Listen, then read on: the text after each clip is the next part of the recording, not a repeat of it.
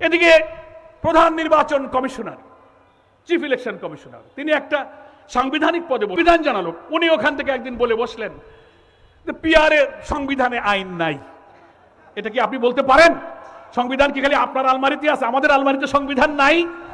সংবিধানে কি পদ্ধতিতে নির্বাচন হবে তা কিন্তু উল্লেখ নাই।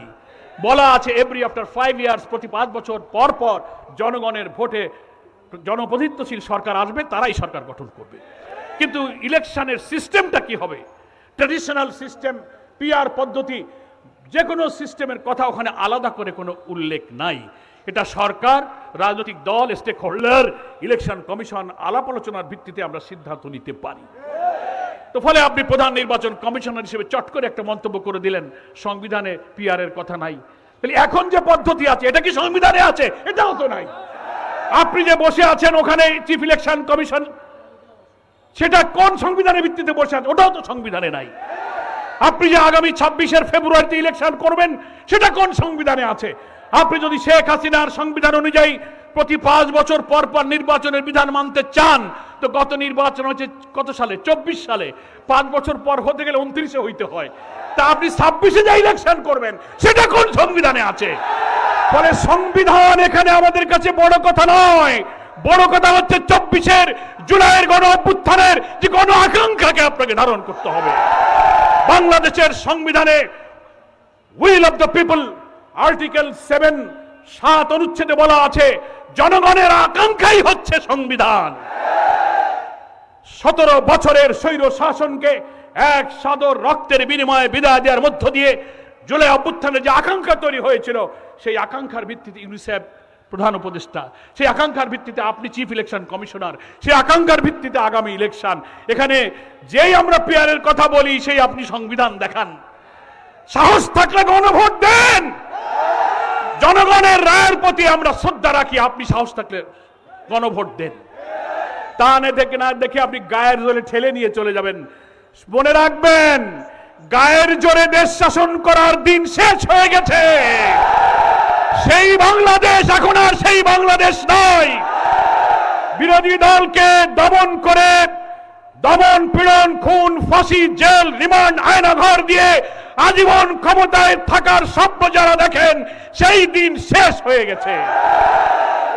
আবার এই বিদ্যমান রাষ্ট্র কাঠামোতে আমরা বলতে চাই, মেজর গুরুত্বপূর্ণ সংস্কারগুলো বাস্তবায়ন না করে যদি বিদ্যমান রাষ্ট্র কাঠামোতে আবার নির্বাচন হয়, আরেকটি হাসিনার জন্ম হবে, আরেকটি ফ্যাসিবাদের জন্ম হবে। বাংলার মানুষ তা হতে দেবে না।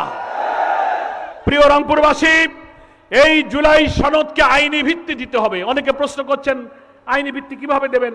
আমার বিএনপির দোস্ত বন্ধুরা বলছেন আগামী নির্বাচনে যারা আসবে, নতুন পার্লামেন্ট হবে, তারাই সংবিধান সংস্কার করে এর আইনি ভিত্তি দেবে। আমরা বলি, কয় চুন খেয়ে গাল পুড়েছে, দই দেখলে ভয় লাগে।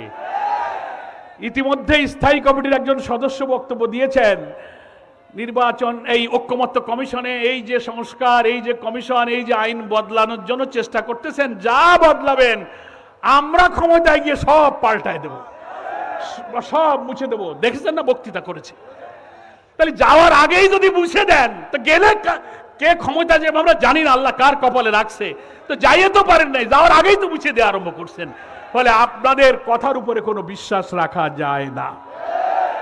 এজন্য আমাদের কাছে ঐক্যমত্য কমিশন প্রস্তাব চেয়েছিল আপনারা আইনি ভিত্তি দেওয়ার জন্য সাজেশন দেন।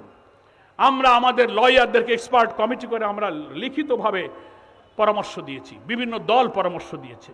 সেই পরামর্শ নিয়ে ঐক্যমত্য কমিশন বিচারপতি, জজ, ইউনিভার্সিটির লয়ার প্রফেসরদের কিনে একটা লিগ্যাল এক্সপার্ট কমিটি করেছে। সেই কমিটিতে সিদ্ধান্ত হয়েছে, তারা সুপারিশ করেছে, 2টা অপশন আছে। কয়টা মনে রাখবেন, অনেকে বিভ্রান্তি করায়। 2টা পদ্ধতি। একটা হচ্ছে একটা কনস্টিটিউশন অর্ডার 2025, একটা সংবিধান আদেশ জারি করতে হবে রাষ্ট্রপতিকে। কি দিয়ে? এতদিনে ঐক্যমত্য কমিশনে রাষ্ট্র সংস্কারের যত বিষয় আমরা একমত হয়েছি, এইগুলোই হচ্ছে জুলাই চার্টার, এটাই হচ্ছে জুলাই সনদ।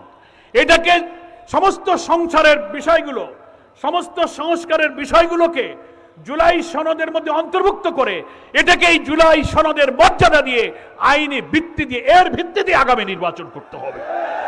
এটাই হচ্ছে আইনি ভিত্তি।